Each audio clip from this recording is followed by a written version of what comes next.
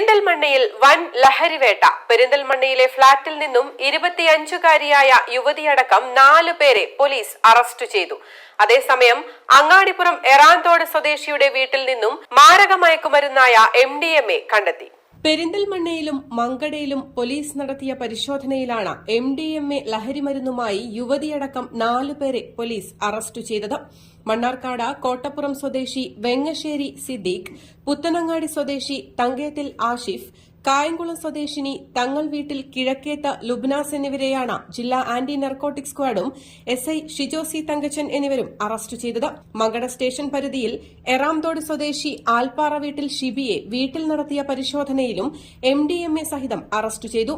ബാംഗ്ലൂർ കേന്ദ്രീകരിച്ച ജില്ലയിലെ പല ഭാഗങ്ങളിലേക്കും ഏജന്റുമാർ മുഖേന സിന്തറ്റിക് ലഹരിമരുന്ന് കടത്തുന്ന സംഘത്തിലെ ചില കണ്ണികളെക്കുറിച്ച് പോലീസ് സംഘത്തിന് രഹസ്യവിവരം ലഭിച്ചിരുന്നു. പെരിന്തൽമണ്ണ ടൌണിൽ ഫ്ളാറ്റിൽ നിന്നും 4 ഗ്രാം MDMAയുമായാണ് യുവതിയടക്കം 4 പേരെ പോലീസ് പിടികൂടിയത്.